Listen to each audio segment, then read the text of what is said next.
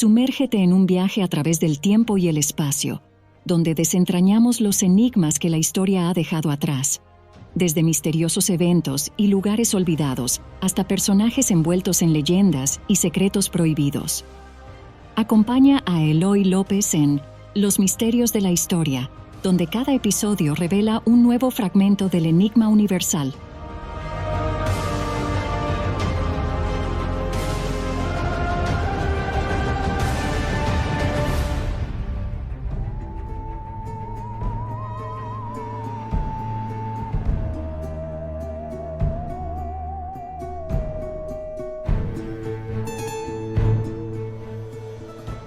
El 16º presidente de Estados Unidos, Abraham Lincoln, fue asesinado en abril de 1865. El país llevaba más de 4 años desangrándose en una guerra civil cuyo final parecía vislumbrarse después de tanto tiempo. Durante la velada en un teatro de la capital, el presidente recibió un solo disparo. Murió unas horas más tarde. El magnicida, un actor famoso de nombre John Wilkes Booth, logró escabullirse de la escena del crimen y emprender la huida. Inmediatamente se puso en marcha una operación de busca y captura que, según la versión oficial, concluyó 12 días más tarde. En una apartada granja de Virginia, el magnicida fue acorralado y alcanzado por un tiro cuando unos militares intentaban capturarle. El país acogió con alivio la noticia. La muerte del asesino, por lo menos, proporcionaba algo con lo que intentar aliviar el duelo por el líder asesinado. Esto es lo que se ha escrito en los libros de historia y lo que han aprendido los colegiales estadounidenses durante décadas. Pero un sector cada vez más amplio de especialistas pone en duda esta versión. A excepción del éxito del plan para asesinar al hombre que había dirigido la Unión Federal durante la guerra, prácticamente el resto son dudas, hechos y datos plagados de divergencias, inconsistencias y lagunas abundan en el relato de los sucesos posteriores al crimen. Lo que hasta hace poco era un rumor, una leyenda de la cultura popular, hoy es un secreto a gritos. John Wilkes Booth podría haber sobrevivido varias décadas a Lincoln y haber acabado sus días tranquilamente, incluso en territorio norteamericano. En los últimos años se han sucedido los libros, las teorías y las peticiones formales a las autoridades para acceder a documentos y realizar pruebas que pudiesen poner fin a la discusión. Hasta ahora ha sido en vano y las incertidumbres siguen siendo grandes, pero poco a poco se van conociendo detalles que pueden arrojar algo de luz en el que fue el primer asesinato de un inquilino de la Casa Blanca. Se ha rastreado minuciosamente la biografía del asesino, los momentos previos al crimen, la huida y las pistas sobre su posible vida posterior. Todo ello constituye uno de los rompecabezas más fascinantes de la historia. Todo gira en torno a un personaje que en su época era célebre, pero del que en realidad se desconoce mucha información esencial. Un hombre que se ha convertido en un misterio desde el momento en el que perpetró uno de los crímenes más tristemente célebres del mundo. Un enigma llamado John Wilkes Booth. Escuchas El caso Booth. Dudas sobre el asesino de Lincoln.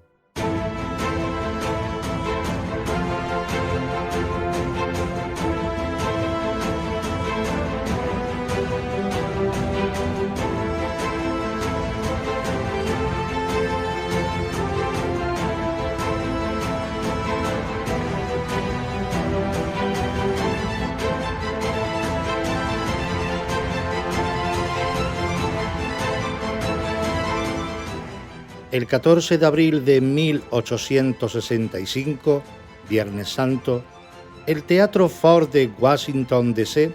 estaba abarrotado para disfrutar de la representación vespertina. Apenas 5 días antes, el comandante en jefe confederado Robert E. Lee se había rendido en Appomattox, Virginia, ante el general Grant. La guerra estaba decidida. El agonizante armazón de los Estados Confederados de América, el sur, se derrumbaba como un castillo de naipes.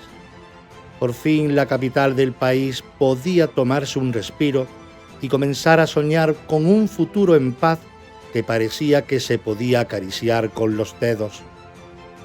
A la velada acudiría el hombre que había hecho posible la victoria del norte y la continuidad de un país unido, el presidente Lincoln. Quizá también él pensó en acudir para disfrutar de unas horas de sosiego entre la agobiante carga del gobierno, ya que la reconstrucción de la posguerra se antojaba en ese momento casi tan difícil como había sido ganar la guerra. Pero ninguno de los asistentes pudo ni por un segundo imaginar que lo que tenía que ser una tranquila sesión teatral se acabó convirtiendo en uno de los momentos más negros de la historia de Estados Unidos. En el teatro se había infiltrado un asesino.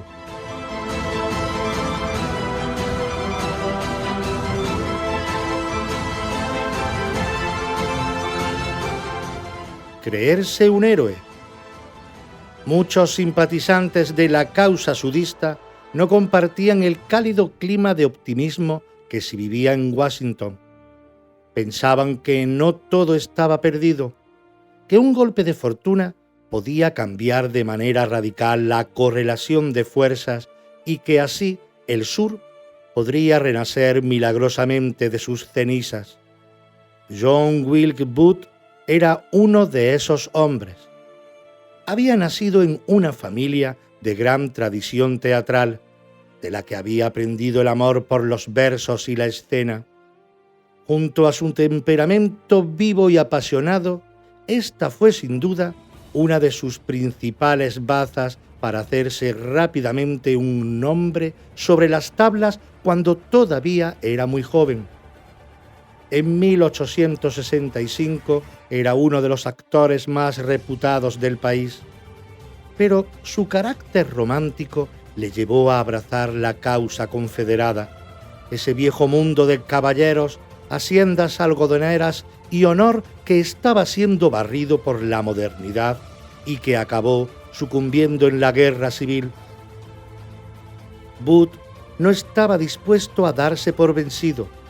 Se consideraba un hombre con una misión y estaba dispuesto a sacrificarse por su auténtico país. Los especialistas no coinciden todavía en los detalles, pero hoy pueden afirmar con seguridad que Booth frecuentó círculos sudistas que planeaban asesinar al presidente y a parte del gobierno en un intento de sembrar el caos en la Unión. Sea como fuere, cuando tuvo noticia de que Lincoln acudiría al Teatro Ford la noche del Viernes Santo, pensó que el destino le había puesto delante su oportunidad. Booth había actuado en numerosas ocasiones en el Ford. Incluso parece ser que el propio Lincoln acudió a contemplar alguna de sus actuaciones en ese escenario. Conocía perfectamente el edificio, del que entraba y salía por ser un actor habitual y guardar una estrecha amistad con el dueño, e incluso recibía allí parte de su correspondencia. Todo parecían facilidades para llevar adelante su siniestro plan. Aquella velada se ponía en escena la obra Nuestro primo americano, del dramaturgo británico Tom Taylor. Se trataba de una comedia de situación en la que un americano bien intencionado pero asilvestrado es presentado en los salones aristocráticos de Gran Bretaña durante una estancia para reclamar una herencia. La obra había sido estrenada en 1858 y su comicidad le había reportado un gran éxito.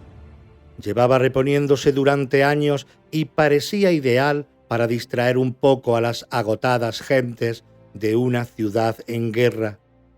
Aunque no lo iba a representar Booth, había conseguido un ejemplar impreso de la obra. La necesitaba para otra cosa. El presidente y su esposa Mary llegaron cuando la función ya había comenzado y fueron acomodados en el palco presidencial. Este se ubicaba en el extremo derecho de la platea, justo sobre el escenario. En él estuvieron acompañados por el mayor Henry Rathbone y su prometida Clara Harris. Nada hacía presagiar la tragedia. Poco después de las 10 de la noche, Booth entró en el teatro. No llevaba entrada, ni le hizo falta. Se saludó con los presentes que le conocían bien. Pese a sus planes criminales, no hizo ningún intento de ocultar su identidad o entrar subrepticiamente en el edificio. De inmediato se dirigió al pasillo que llevaba al palco presidencial. En aquel entonces la seguridad del presidente era mucho menor que la actual. Lincoln solía ir acompañado de uno o a lo sumo 2 guardaespaldas, pero el que le había escoltado hasta el teatro aquella noche se ausentó poco después. Este hecho ha sido objeto de fuerte controversia. Días más tarde se afirmó que se había ido porque estaba citado con unos conocidos. ¿Estaba involucrado en la trama? ¿Fue engañado para que abandonase su puesto? Estas preguntas todavía no tienen una respuesta convincente. Booth llegó sin problemas a la puerta del palco y desde fuera pudo observar lo que sucedía en su interior. Sin que se sepa cómo, la puerta del palco contaba con un orificio por el que se cercioró de que no había escoltas dentro. Se suele contar que Booth hizo el orificio esa misma noche, pero parece muy poco probable que lo hubiese hecho sin ser advertido. ¿Quién agujereó la puerta y cuando sigue siendo uno de los enigmas del caso? Una vez estuvo seguro de que no había moros en la costa, el actor se deslizó en el palco sin ser advertido. Tuvo que ser extremadamente sigiloso. Había memorizado la obra y había elegido el momento exacto en el que cumplir su misión. Sacó una pistola Derringer de su abrigo y esperó un instante. En el rato en que una de las bromas de la obra levantó del patio de butacas una sonora carcajada, se escuchó una detonación. Booth disparó un solo tiro por la espalda al cráneo de Lincoln. La bala penetró justo debajo de la oreja izquierda, atravesó el cerebro y quedó alojada detrás del ojo derecho. El presidente se desplomó hacia adelante inconsciente, pero no muerto. En ese momento, el mayor Rathbone intentó detener al asesino. Booth se zafó hiriéndole con una navaja en el brazo, pero en el forcejeo el militar le cortó el paso hacia la puerta. No tenía más salida que saltar del palco hacia el escenario, y así lo hizo. La secuencia de los acontecimientos no se ha podido aclarar suficientemente. El magnicida saltó desde una altura de 3,5 metros y parece que en su trayectoria tropezó con algo. El palco estaba decorado con 2 banderas que desde los extremos se recogían en el centro de la barandilla, donde estaba colgado un gran marco con un grabado de George Washington. Algunos dicen que Booth tropezó con el retrato presidencial, otros que Rathbone alcanzó a agarrarle de una pernera del pantalón durante la caída. Una vez en el escenario y entre la confusión reinante, el asesino logró escapar al tiempo que gritaba la frase latina «Sic semper tyrannis», así siempre a los tiranos, la misma que pronunció Marco Junio Bruto cuando hundía en el cuerpo de César la primera de las puñaladas que le costaron la vida. El cuerpo del presidente yacía en el suelo, su agresor se daba a la fuga y ya entonces los interrogantes se comenzaban a golpear en las mentes de los presentes. La duda de cómo había sido posible que fallase la seguridad y que el atentado tuviese éxito retumbaría en las conciencias de muchos durante el resto de sus días.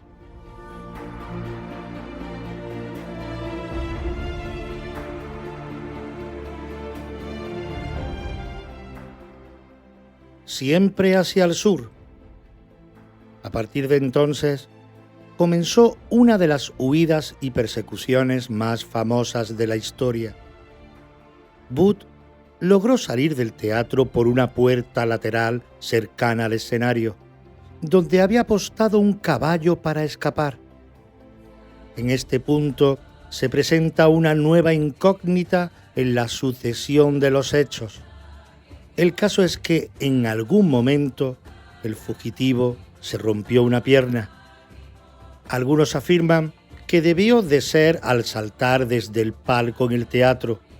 Otros creen que al montar en el caballo. Y los hay que aseguran que debió de ser en las primeras horas posteriores al atentado. En cualquier caso, Booth no podía caminar, de manera que en su huida a caballo tuvo que soportar grandes dolores. El rumbo tomado por el asesino estuvo claro desde el principio. Estaba tratando de huir hacia el sur. Salió cabalgando de la capital, atravesó el puente del Astillero y en la frontera con el estado de Maryland se encontró con quien debía ayudarle en la huida, su amigo y también partidario de los confederados, Davy Herold.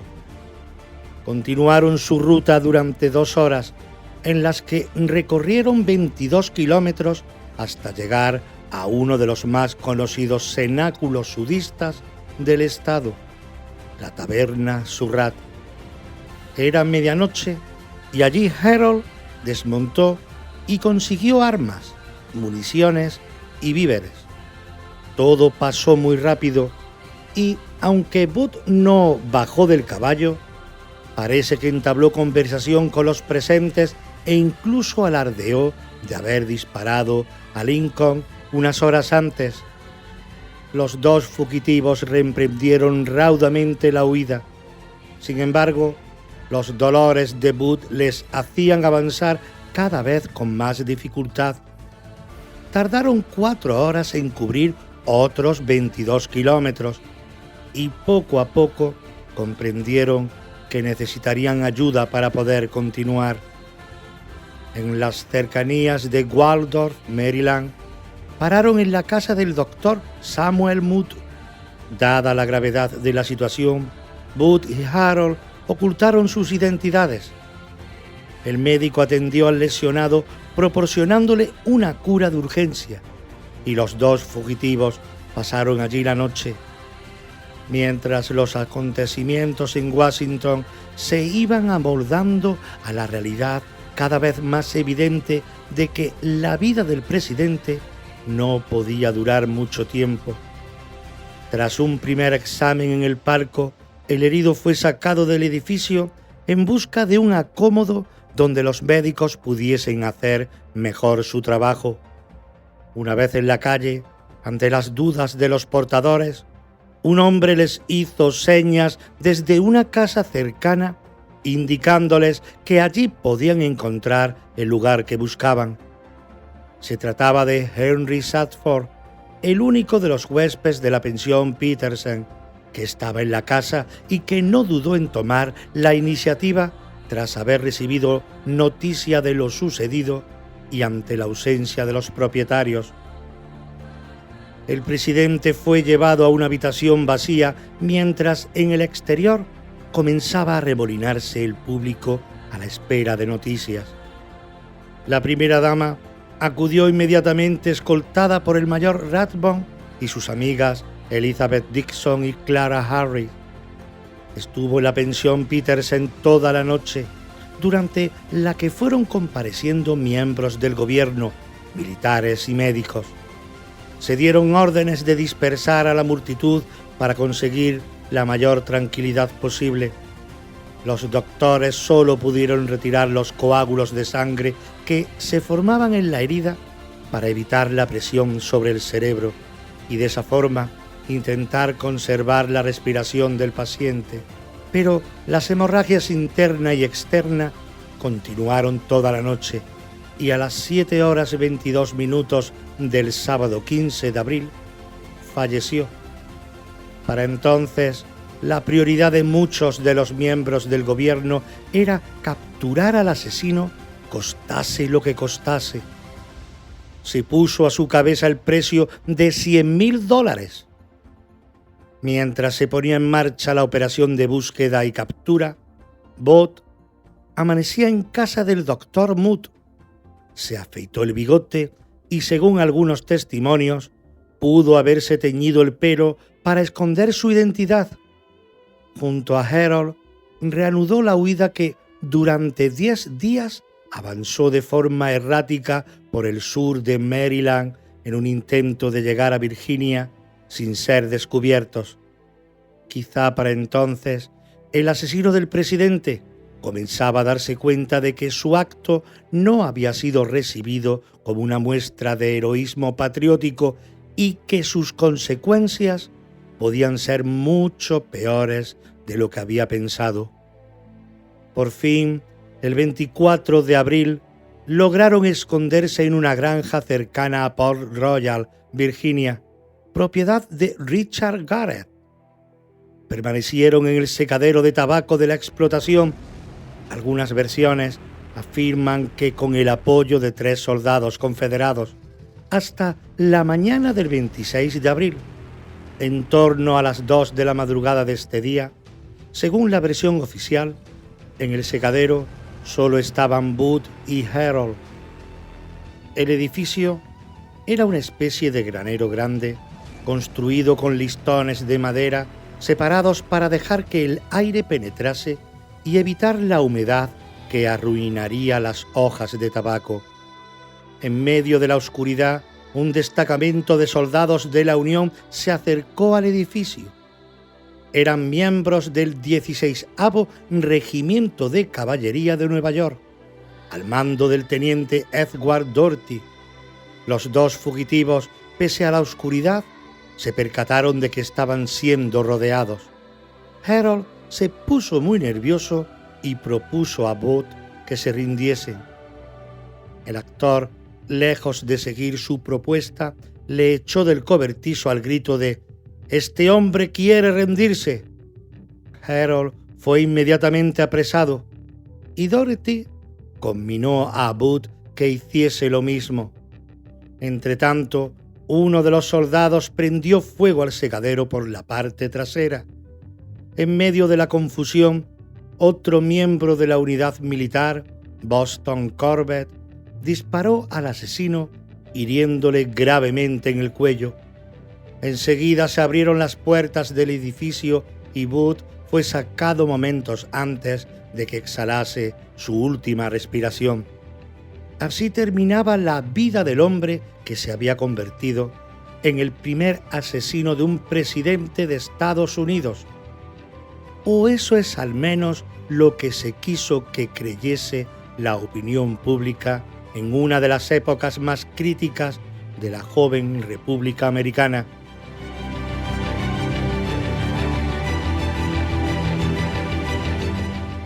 Demasiados intereses en juego. La muerte de Booth supuso la imposibilidad de encontrar una respuesta para muchos de los interrogantes que rodearon la muerte de Lincoln. En el momento en que su cuerpo agonizante era sacado del cobertizo de Garrett, la investigación estaba prácticamente en pañales y el testimonio del asesino podría haber arrojado mucha luz sobre cuestiones que nunca han sido aclaradas del todo. Pero la propia muerte de Booth empezó a generar dudas muy pronto, dudas a las que no se hizo caso en su momento y que hoy en día pesan como una losa. En la misma granja comenzaron a plantearse problemas. Parece que Harold el cómplice apresado no identificó el cadáver de su colega ante el teniente Doherty, sino que afirmó que el individuo al que habían herido era otro confederado llamado James Boyd. Los militares no le hicieron caso y el presunto cuerpo de Booth fue llevado hasta el astillero militar de Washington, donde fue subido al acorazado Montauk. En aquel mismo barco también fueron llevados todos los detenidos que estaban implicados en la huida. Durante esos días, la presión de la opinión pública para que se apresase al culpable del magnicidio, vivo o muerto, era inmensa y recaía en el secretario de guerra Edwin Stanton. Algunos autores han apuntado la posibilidad de que se produjese una connivencia de intereses que llevase a aceptar el cuerpo de otra persona para hacerlo pasar por Booth y así satisfacer a la opinión pública. Los militares que habían protagonizado la misión en la granja Garrett habían obtenido importantes recompensas en metálico por su hazaña, y a Stanton le venía muy bien un cadáver que presentar a la prensa. En este sentido, se ha señalado además que la identificación del cadáver por Herold como el de otro hombre no le habría beneficiado en absoluto. Había sido apresado y estaba implicado en la trama hasta el cuello. Lanzar dudas sobre la muerte de Booth no le eximía en absoluto. Las dudas se centrarían entonces en si en el secadero de tabaco había solo 2 personas o si por el contrario los fugados habían logrado obtener ayuda y compañía de otros simpatizantes de la causa confederada. El edificio estuvo rodeado hasta el momento en que Corbett hirió al supuesto Booth. A partir de entonces, toda la atención de los militares se centró en la parte delantera del granero. En caso de que hubiese más personas en el interior, podrían haber escapado sin ser observadas, aprovechando la confusión del momento. Además, la persona señalada por Herold, James Boyd, ha podido ser rastreada en las fuentes de los archivos públicos estadounidenses. Boyd fue un soldado confederado que en 1864 fue hecho prisionero y se avino a jurar lealtad a la Unión y trabajar para ella como espía. Esto ha hecho disparar las sospechas de que el gobierno pudo tener cierta responsabilidad en que Boyd estuviese en el lugar de los hechos en aquel momento. Pudo actuar como espía para localizar a Booth durante su huida y haber muerto en la granja Garrett. En ese caso, el gobierno habría encubierto el error para evitar el escándalo que habría supuesto dejar escapar al magnicida. Hay quien va más allá e incluso opina que Stanton habría usado a Boyd como cabeza de turco para salvar la situación. Pero las sospechas se extienden a los días posteriores a la supuesta muerte de Booth. En el Montauk se realizó la autopsia y el reconocimiento del cadáver. De las 13 personas presentes, solo 3 no estaban relacionadas con el ejército o el gobierno. Hubo un fotógrafo encargado de sacar fotos al cadáver. El negativo fue revelado en su estudio en una única copia en placas de cristal y entregado a un oficial del ejército que tenía que llevárselo a Stanton. Se ha perdido la pista de ese material, que habría sido una de las pruebas definitivas para verificar la identidad del cadáver. Para hacer el reconocimiento no se llamó ni a los familiares ni a los amigos de Booth, ni siquiera a quienes habían tenido contacto con él en sus últimas horas de vida. Todos encarcelados a bordo. La única persona de cierta credibilidad que participó en la autopsia del cuerpo fue el doctor John Frederick May, un cirujano que 2 años antes había operado a Booth de la espalda. May afirmó que el cuerpo que le presentaron le parecía el de un hombre mayor que Booth, que su pelo no era del mismo color. Booth tenía el cabello negro y el cadáver lo tenía rojizo. y que no recordaba que su paciente tuviese pecas. Pese a todo, dio una identificación positiva basándose en la cicatriz de la operación que él mismo había realizado. Actualmente se sospecha que quizá actuó de esa manera bajo coacción. A pesar de todas las dudas, la resolución del enigma no es una cuestión imposible. En el Museo Nacional de Salud y Medicina del Hospital Militar Walter Reed de Washington se conservan varios restos del tejido del cadáver que fue reconocido, varias vértebras y muestras de médula espinal. Gracias a la moderna técnica del análisis del ADN, se podría comparar el material genético de esa muestra con los restos mortales de uno de los hermanos de Booth, Edwin, enterrado en el cementerio de Cambridge, Massachusetts, lo que resolvería definitivamente la cuestión. En 1994, la familia Wood y un grupo de historiadores solicitaron al estado de Massachusetts, por vía judicial, permiso para exhumar los restos de Edwin Booth. El juez rechazó la petición, alegando que el mal estado de conservación del sepulcro por efecto de la humedad y el tiempo haría con toda probabilidad que la exhumación no pudiese proporcionar restos atribuibles al 100% a Edwin. Esto haría que el resultado de la prueba de ADN no fuese concluyente. En 2010, una petición similar fue de nuevo rechazada.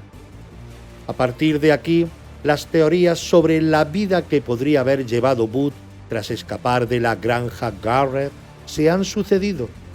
Se ha afirmado que, pasado un tiempo desde el asesinato, habría cambiado su identidad por la de John B. Wilkins y habría logrado huir hasta la India británica, donde habría fallecido en 1883.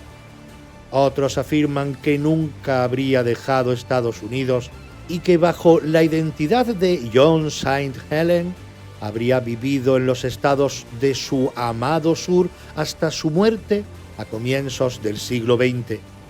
De lo que nadie puede dudar a estas alturas es que la captura y el reconocimiento del cuerpo de Booth fueron llevados a cabo con apresuramiento y que las sospechas sobre su identidad están más que fundadas.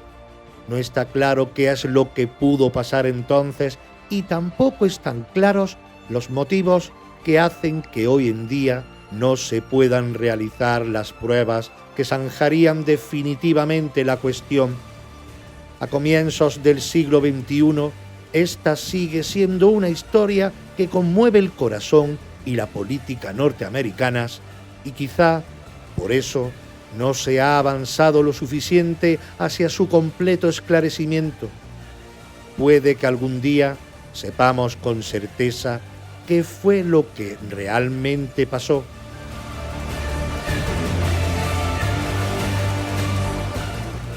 Curiosidades de la historia.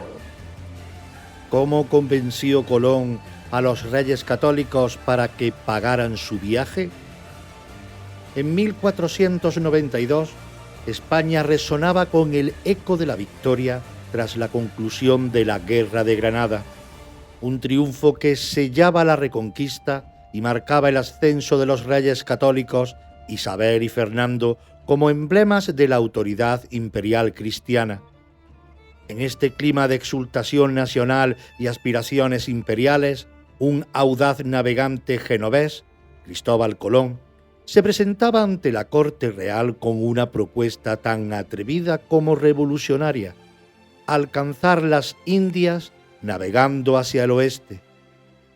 Colón vislumbraba un nuevo horizonte para España, un proyecto que prometía expandir el reino tanto en riqueza como en fe. Después de encontrar puertas cerradas en Portugal y considerar otras cortes europeas, Cristóbal Colón percibió una oportunidad única en España, recién energizada por el éxito de la culminación de la Reconquista. Aprovechando este momento de fervor religioso y político, Colón propuso su proyecto como la continuación divina de la cruzada contra los musulmanes. Con habilidad retórica, enlazó su plan de navegar hacia el oeste directamente con la ambición de los reyes católicos de expandir su imperio y su fe.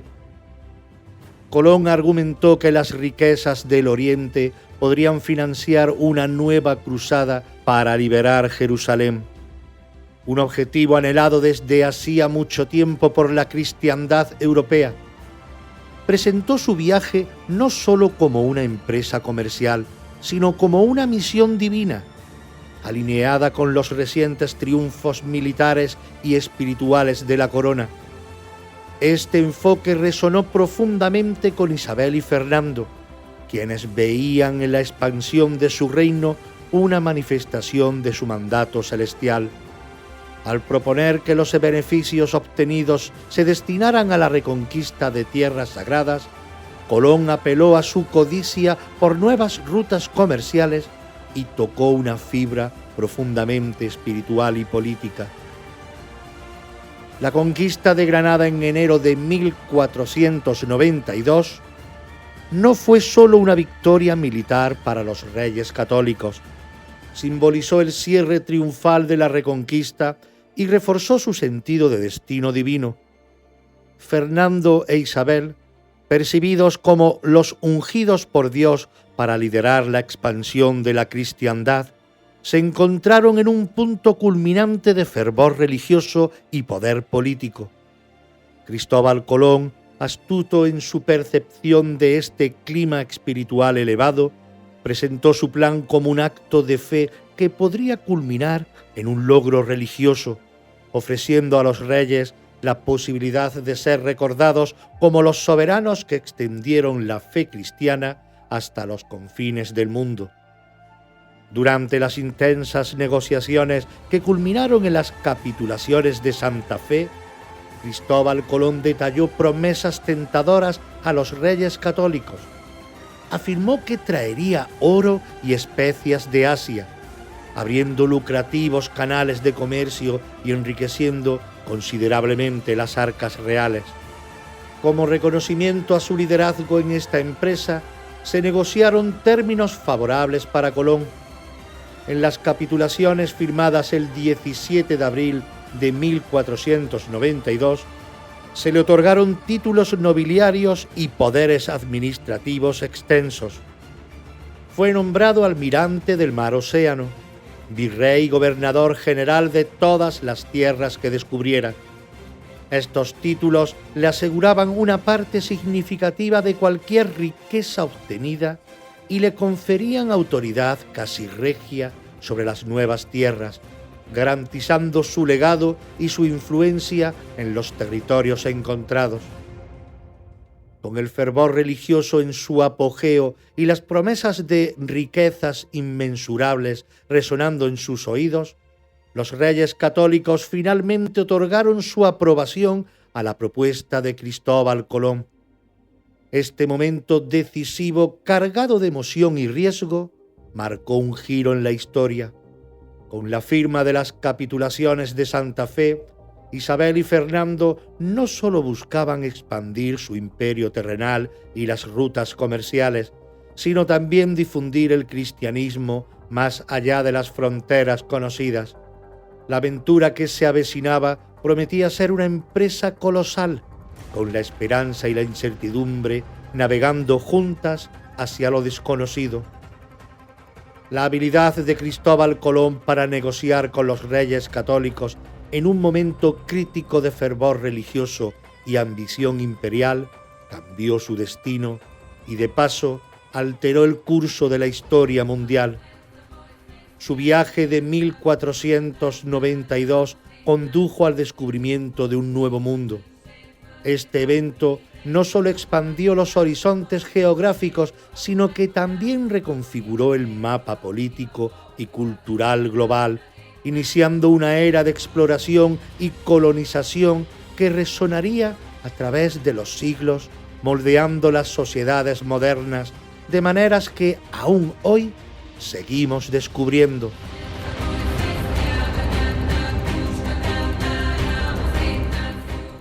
¿Ha habido algún imperio gobernado por una mujer? A lo largo de la historia, las figuras de mujeres en posiciones de poder supremo han sido notables tanto por su rareza como por su impacto trascendental. Estas líderes han moldeado los destinos de varios imperios, desde las áridas arenas de Egipto hasta los intrincados palacios de Japón y las cortes reales de Europa. Su gobierno ha cruzado continentes y culturas, demostrando que el liderazgo femenino, aunque históricamente menos frecuente, ha jugado un papel crucial y duradero en la configuración de nuestro mundo.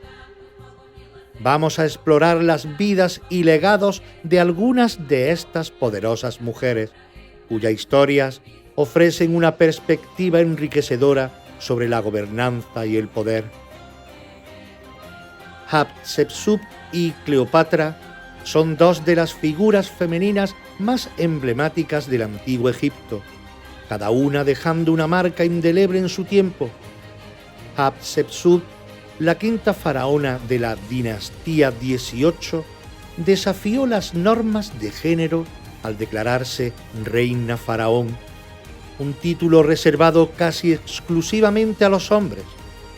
Su reinado se caracterizó por una era de prosperidad, destacándose por sus ambiciosos proyectos de construcción y expediciones comerciales, como la famosa Apunt. Cleopatra VII, por su parte, utilizó su agudo intelecto y habilidades diplomáticas para navegar en un periodo turbulento de la historia. Su romance con figuras como Julio César y Marco Antonio no solo fue estratégico, sino también un intento de solidificar su poder y preservar la independencia de Egipto frente a la creciente amenaza de Roma.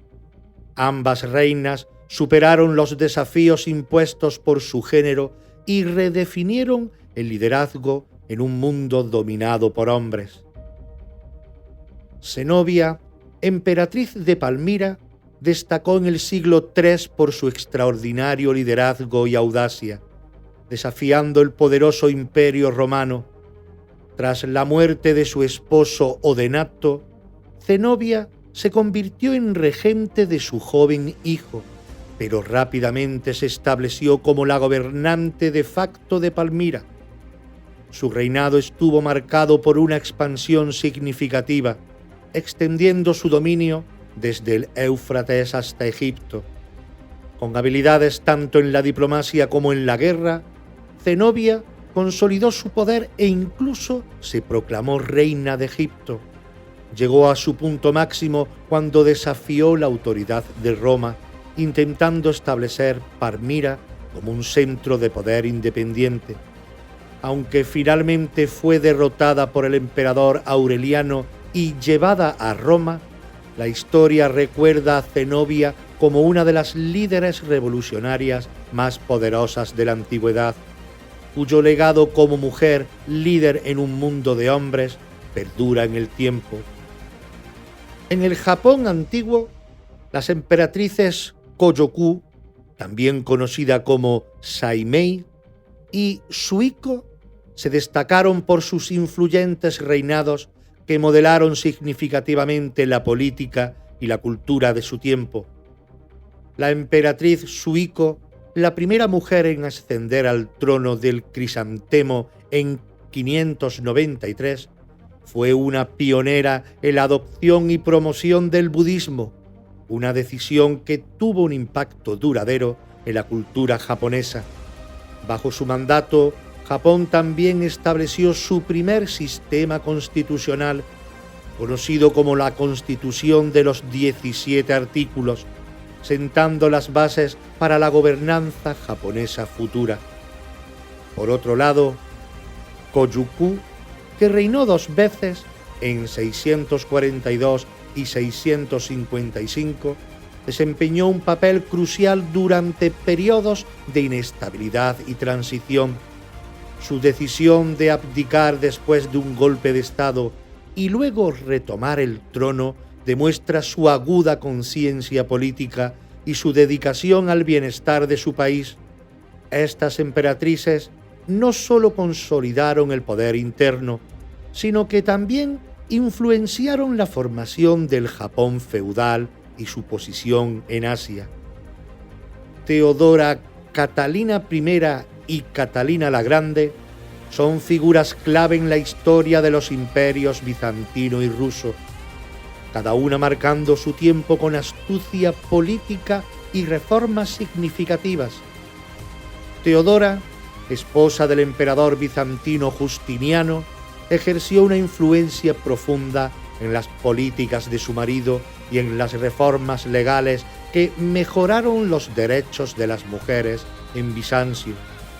Catalina I de Rusia, ascendiendo desde humildes orígenes hasta convertirse en emperatriz, continuó las reformas occidentalizadoras de Pedro el Grande y manejó con habilidad los delicados equilibrios de poder en la corte rusa.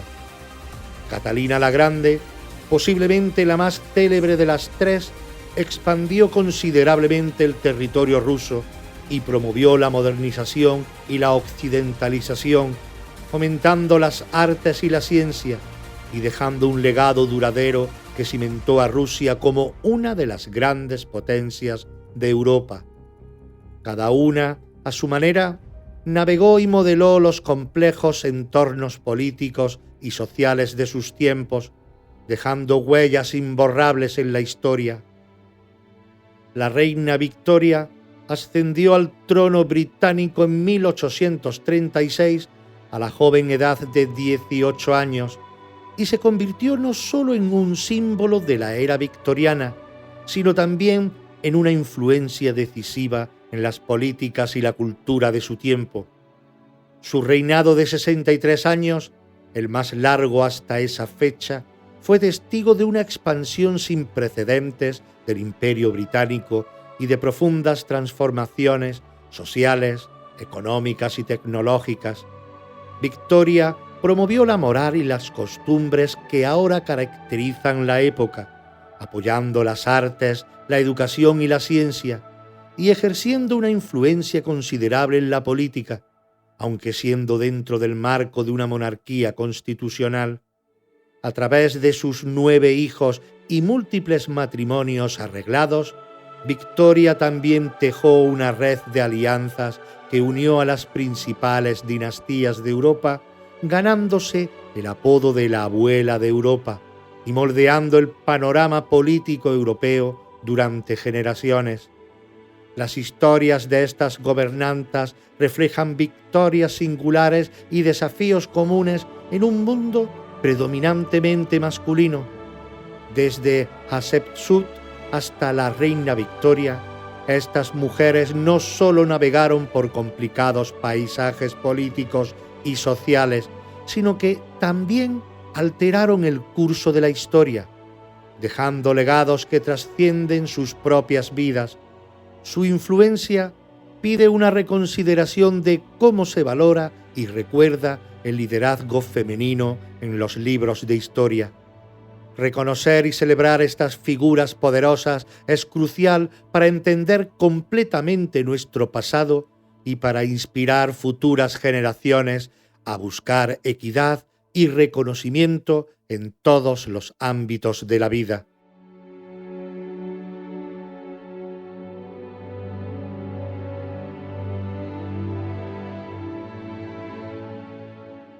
La primera película a color de Europa fue española. En la década de 1940, el panorama del cine en Europa estaba dominado por la sombra de la guerra, con recursos limitados y una industria que luchaba por mantenerse a flote. Mientras Hollywood progresaba con películas como Blancanieves y los 7 enanitos, Europa apenas empezaba a experimentar con la animación y el color. En este contexto escaso y desafiante, España logró un hito cinematográfico con Garbancito de la Mancha, el primer largometraje animado en color del continente. Lanzada en 1945, esta película representa un logro técnico y un esfuerzo propagandístico en pleno régimen franquista. Décadas más tarde, la relevancia histórica y cultural de Garbansito ha sido revalorizada gracias a un meticuloso proceso de restauración. Este rescate no solo recupera la brillantez de sus colores originales, sino que también restaura a Garbansito en su lugar merecido en la historia del cine europeo. Arturo Moreno, ilustrador y pionero del cine de animación español, era un visionario en un tiempo donde la tecnología cinematográfica estaba en sus inicios en España. Moreno, cuya creatividad y ambición lo llevaron a desafiar las limitaciones técnicas y económicas de su época, dirigió Garbansito de la Mancha, marcando un antes y un después en la historia del cine español. En el marco de la posguerra española y bajo el régimen franquista, la producción cinematográfica estaba estrechamente vigilada y a menudo utilizada como herramienta de propaganda. El cine debía ensalzar los ideales del régimen, lo que influyó directamente en el contenido y la producción de Garbansito, que destacó por exaltar valores como el coraje y la obediencia. Técnicamente, la producción de Garbansito tuvo que superar grandes desafíos. El equipo utilizó el sistema Dufay-Chrome, una técnica de color innovadora para la época que requería la importación de celuloide desde Suiza, debido a la falta de recursos locales. Este sistema insertaba filtros de colores básicos directamente en la película, lo que permitía obtener imágenes en color de una manera revolucionaria para su tiempo. Sin embargo, la necesidad de importar materiales y el hecho de tener que enviar la película al extranjero para su procesamiento revelaban la precariedad y el ingenio con los que Moreno y su equipo trabajaron para traer a la vida el primer largometraje animado en color de Europa. Una película franquista. Garbansito de la Mancha narra la historia de un valiente niño huérfano que, ayudado por su cabrita peregrina y una espada mágica, emprende una misión para rescatar a sus amigos secuestrados por un gigante. La trama y los personajes reflejan valores profundamente enraizados en el ideario franquista, como el heroísmo, la obediencia y la fe religiosa, aspectos que se encarnan en la figura del pequeño Garbansito, quien a lo largo de su viaje exhibe una determinación y valentía exaltadas por el régimen. El film no solo servía de entretenimiento, sino que también funcionaba como un vehículo de propaganda, fortaleciendo los ideales del franquismo y destacando la importancia de la unidad y la moral tradicional. Su alineación con los valores del régimen le valió el reconocimiento oficial, siendo declarado de interés nacional y ganando el premio del Sindicato Español del Espectáculo por su capacidad para exaltar las bondades del niño español. Estas distinciones aseguraron una buena recepción por parte del público, contribuyendo a su popularidad y aceptación en una España posguerra que buscaba ejemplos de virtud y coraje en su reconstrucción nacional.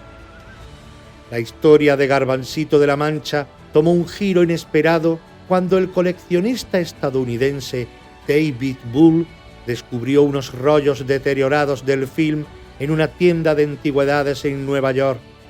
Reconociendo su importancia histórica, Bull contactó con la Filmoteca Española, iniciando así el proceso de rescate y restauración de esta joya cinematográfica.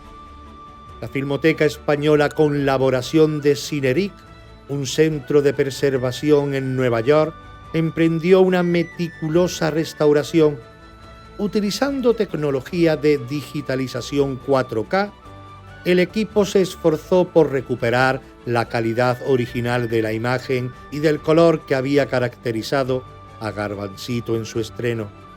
Este proceso no solo revivió los vibrantes colores del sistema Dufay-Chrome, sino que también aseguró que futuras generaciones puedan experimentar el film en su esplendor original.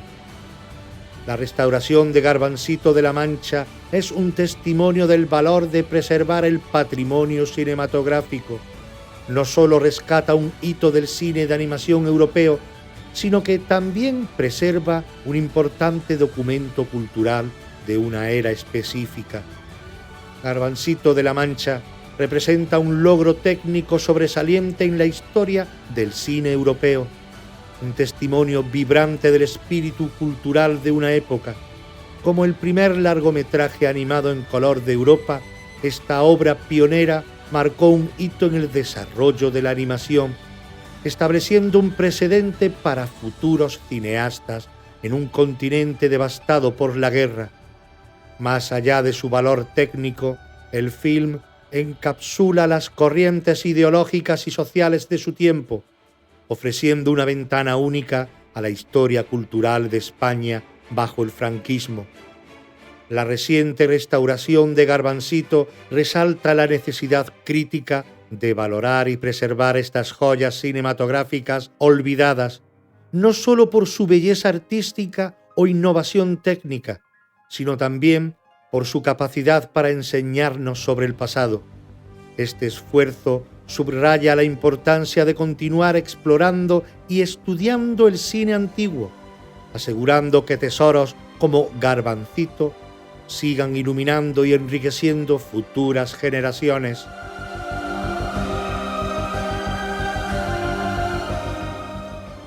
Gracias por acompañarnos en este viaje a través de los misterios de la historia. Esperamos haber despertado tu curiosidad y haber aportado nuevas perspectivas sobre los enigmas del pasado. No olvides que cada episodio es una pieza más en el vasto rompecabezas de nuestro legado humano. Soy Eloy López y te espero en el próximo episodio de Los Misterios de la Historia, donde continuaremos explorando los secretos que el tiempo ha guardado. ¿Que dónde? Aquí, en Radio Sintonía, en el 106.9 de tu dial de FM y por ende en la onda local de Andalucía. También nos podéis escuchar en Spotify y Amazon Music. Hasta la próxima.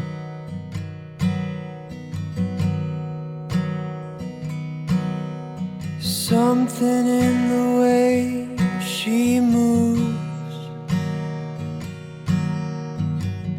attracts me like no other lover. Something in the way she woos me. I don't wanna leave her now. You know I believe in how. Somewhere in her smile she knows that I don't need no other lover. Something in her style that shows me I don't wanna leave her now. You know I believe in how.